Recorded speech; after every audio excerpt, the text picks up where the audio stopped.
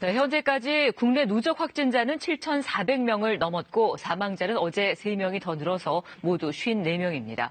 서울에선 대구 거주 사실을 숨긴 채 입원한 환자로 인해서 병원 일부가 폐쇄되기도 했는데요. 천효정 기자, 어제 추가로 확진 판정을 받은 사람이 얼마나 늘었습니까? 네, 어제 하루 동안만 코로나19 확진자는 96명 늘었습니다. 이는 어제 오후 4시를 기준으로 집계한 수치인데요.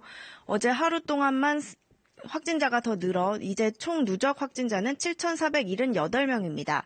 사망자 수도 어제 3명 늘어 54명입니다. 확진자 가운데 중증 이상인 환자는 65명인데요. 이 가운데 42명은 인공호흡기 등을 사용하는 위중한 상태입니다. 완치 판정을 받고 격리 해제된 확진자는 그제 하루 36명 늘어 166명입니다. 지역별로 살펴보면 대구와 경북의 확진자 수가 전체의 약 90%를 차지합니다. 중앙방역대책본부는 전국 확진자 가운데 80% 가까이는 집단 발생과의 연관성이 확인됐다고 설명했습니다. 이 중에서도 63%가량은 신천지와 관련된 집단 유행 사례로 파악됐습니다. 대구 경북 지역에서는 신천지 신도 조사가 마무리 단계에 이르면서 증가 추세가 다소 둔화하고 있습니다. 하지만 의료기관과 사회복지시설 등을 중심으로 추가 전파가 잇따르고 있습니다. 서울 경기 지역은 확진자가 소폭으로 증가하는 추세여서 보건당국이 예의주시하고 있습니다. 확진자 가운데 7명은 임신부인데요. 보건당국은 태아로 바이러스가 전파될 확률은 낮은 것으로 알려져 있다고 말했습니다.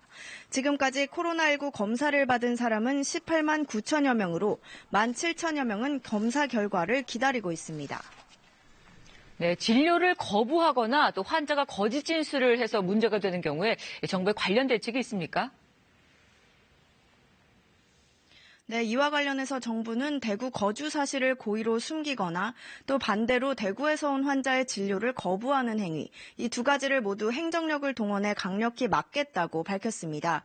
특히 안심병원을 방문할 경우 거짓 진술을 한다면 감염병 예방법 위반으로 과태료 등의 처벌을 받을 수 있습니다. 최근 해외에서의 감염이 빠르게 늘고 있는 만큼 정부는 추가 유입을 막기 위한 대책도 검토하고 있습니다. 이탈리아와 이란 등에서는 하루에 1,000명 이상의 확진자가 나오고 있고 일본의 경우 지역사회 확산이 우려된다는 게 우리 정부의 판단입니다. 이에 따라 정부는 현재 시행하고 있는 특별 검역 절차를 더 강화하는 방안을 검토하기로 했습니다. 경증 환자를 위한 생활치료센터도 12곳으로 늘었습니다. 오늘은 경북 경주에 있는 현대자동차 연수원이 새롭게 문을 엽니다. 정부는 이번 주말까지 4,000명이 입소할 수 있는 규모로 생활치료센터를 확대할 계획입니다.